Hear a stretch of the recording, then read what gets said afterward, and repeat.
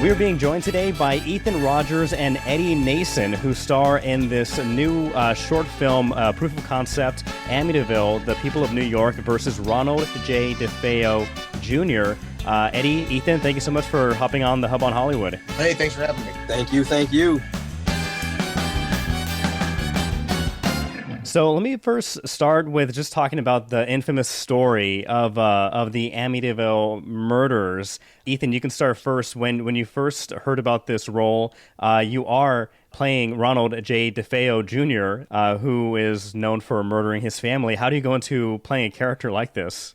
A lot of research. When Rob first approached me about the role, it was about a year before we filmed it. And I wasn't entirely positive on it, just because I was familiar with the case.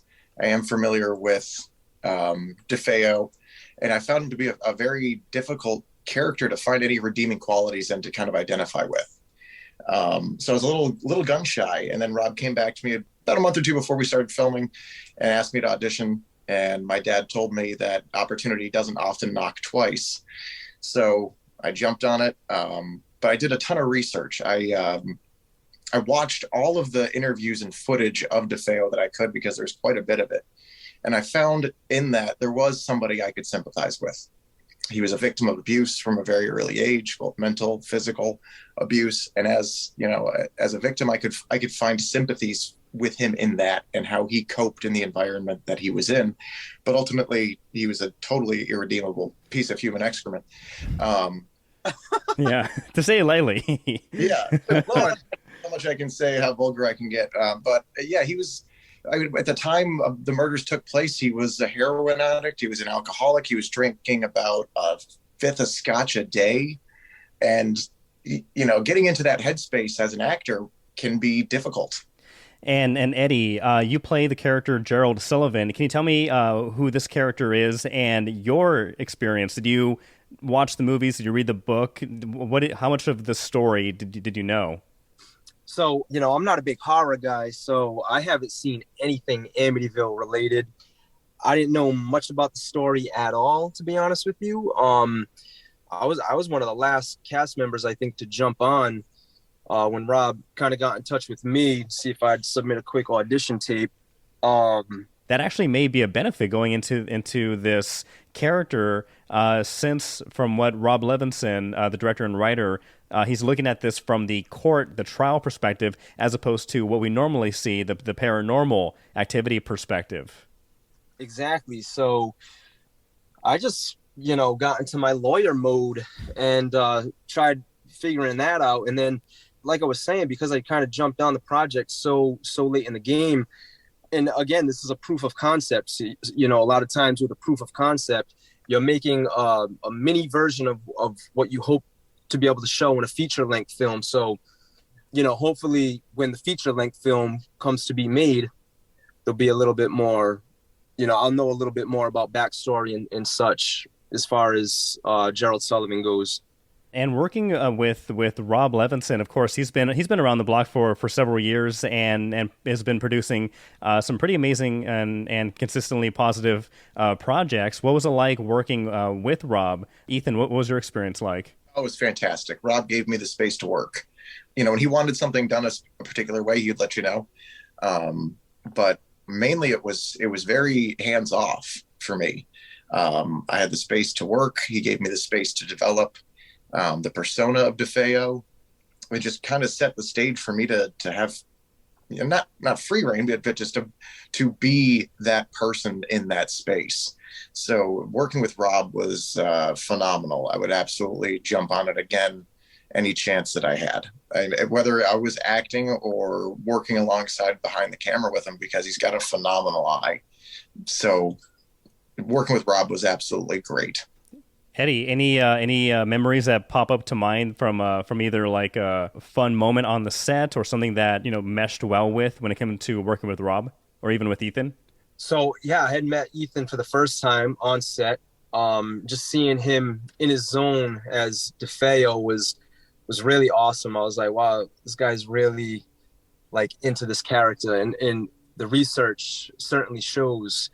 So kudos, Ethan, because that totally showed on set, especially in like, I mean, I only saw you in the courtroom stuff, and that was just remarkable as far as I'm concerned. Oh, thanks, Eddie. One of my favorite parts of filming was the courtroom back and forth that you and I had. And I wasn't trying to be an ass to you or anything, but I wanted to make sure I didn't talk to you before, like in the courtroom, before we had our interaction. So there's a little bit of, I was not intentionally building tension, but I really thoroughly enjoyed the back and forth that you and I had. That was really great. I didn't realize you were being so method on me there. Hey man, That's good thinking. I was just kind of going. I was just doing my thing. But no, I think either way, if I could work with either of you or Rob again or anybody from that crew again, I would do it in a heartbeat. Absolutely. Yeah, I couldn't agree more. Rob, I mean, I have to say, I hadn't met Rob up until he asked me to audition for this, and I sent him a quick audition. He gave me a few notes in an email. He was like, "Would you mind auditioning for this? Just send me a self-tape." And I don't know, he just came back to me being like, "Spot on, that was great. Like, you nailed every freaking beat, blah, blah, blah." And I'm like, "Okay, what does this mean?" And he's offered me the part. And then beyond that, like Ethan was saying, I mean, he certainly just let us do our work. He didn't have too many notes. The notes were always good notes when there was something. Yeah, it was really, really an enjoyable experience all around. Are you both from the New England area? I live in New Hampshire. I'm originally from the Midwest, but I've lived in New England for the last 20 plus years. So I consider myself a New Englander at this point. I think that counts. Yeah. And myself, I'm from Pawtucket, Rhode Island. Now living in Providence, born and raised here my whole life. Definitely a Rhode Islander through and through. A lot of people may have the idea that they may need to go to Hollywood immediately and go to Hollywood West and break through, when in fact that we have a lot of people over here calling us Hollywood East. Is there anything that you're surprised by when it comes to how expansive and ever-growing the film industry appears to be over here on this side? Ethan? The way I look at it, it stems out from necessity because we all want to make movies, but nobody wants to be homeless in LA.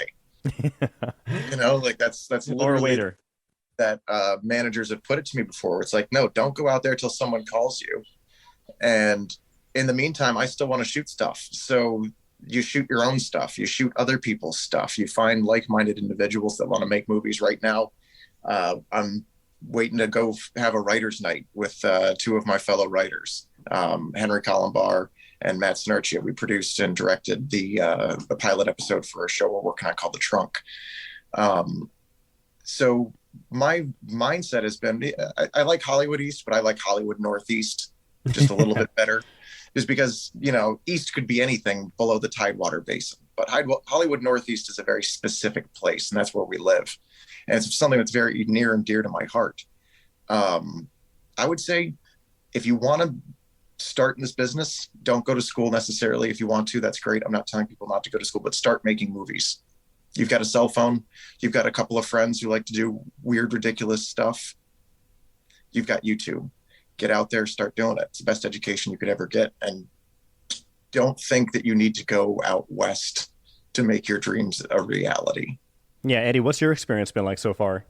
No, that's an excellent point. I would totally agree.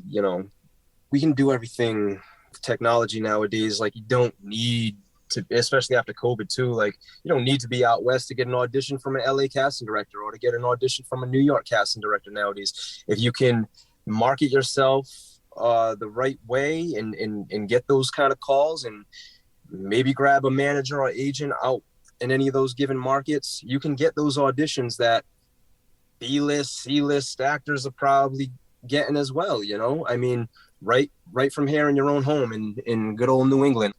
So what's coming up next? Because I know coming up this weekend, a showing of the proof of concept. Is that right? Yes, that's correct. We're going to be doing a showing this weekend as a horror film festival. A whole bunch of small indie New England films are going to be shown at the Elm Draft House this weekend in Millbury, Mass.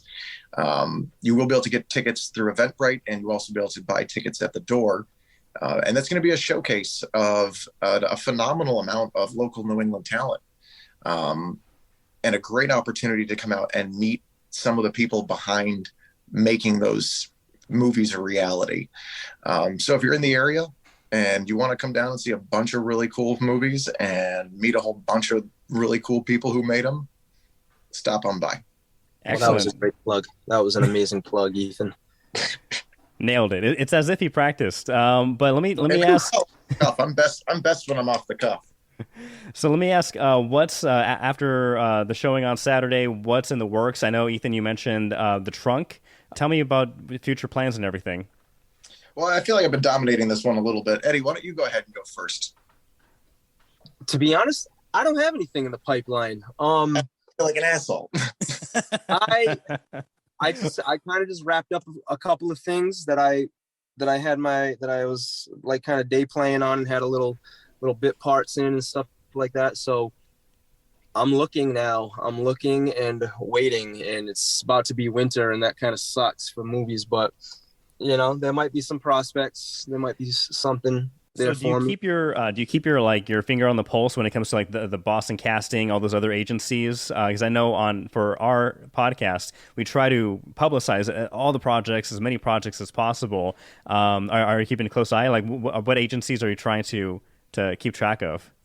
Yeah, I mean, I just auditioned for a little like 1-liner, 2-liner in the HBO Max series Julia.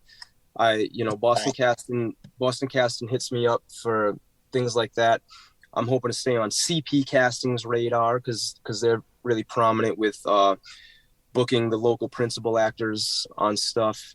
I hear they have a new Jeremy Renner movie based around the whole OxyContin crisis or something. I hear they have something like that coming through. So I definitely keep my finger on the pulse, and I know it's coming through. And I like to think I have a pretty good rapport with these casting agencies locally in New England. So if I hear about something, I have no problem just saying, hey, heard about this show. Is there something I can audition for? What do you think? And just shoot them a quick email. And, but yeah, as far as like Hollywood stuff goes that comes to New England to film, it kind of can be slim pickings for a local actor because you're not always going to get an audition for everything that comes through. They kind of have their favorite locals that have booked and consistently booked, and they're like proven as the locals that can just get on set and do their thing and it'll be good or whatever. But well, we'll definitely let you plug yourself at the end of this. And so if anybody's listening, anybody watching, we have a great actor here, Eddie Nason, who will be more than happy to audition and lend his skills. How's that? Please do. Ethan, what about yourself? Right now, I've got a serious problem with double booking myself. Oh, wow. What a terrible problem. Terrible problem to have. No, I've got, we wrapped production and we're in the middle of editing The Trunk, which is based on a true crime that took place in the city that I live in, Somersworth, New Hampshire. We're working directly with the detective that worked the case back in 1983. And I can't get into a whole bunch of details because then you're not going to watch it. But it's a true story. We kept it as true as we could for, dramatization of events. But basically, because we had access to Pat Boyle, the detective on the case, I had all of his old case notes. So when it came time to write the story, Henry and I, mainly Henry, Henry Columbar, my writing partner, we were just going through case notes and writing it as it was reported back then. So I've got that coming up. I'm finishing out filming at the end of this month with Justin Sullum on my first feature, Sanguinary. I'm very excited about finishing that out because I'm sore and I'm tired of getting beat up in the woods. So that's good. And then at the end of the year, beginning of next year, I'm going to be filming One for the Road with an incredibly talented group of people that's come together. And I'm very, very excited about that. That's based off a Stephen King short from one of his short story collections. The name of it escapes me right now. David Jester's going to be directing it. And it's going to be a phenomenal time. The cast and crew that's been lined up for that is just top tier. So I'm very, very excited about that. Excellent, excellent. Yeah, so we'll definitely keep track of your projects as well, and as well as of course as we mentioned, the proof of concept, Amityville, the people of New York versus Ronald J DeFeo Jr. Ethan, Eddie, thank you so much for coming on the Hub on Hollywood. Here's your time to plug yourself. Where can people find you? Where can people follow you?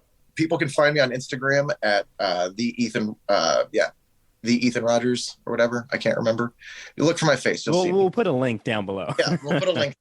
I'm on Facebook, but I hate it. Same here. Just look for me in the funny papers. Perfect. I'm on Facebook, just Eddie Nason on Facebook, Eddie_Nason on Instagram. Those are my main two things that I'm using. EddieNason@gmail.com.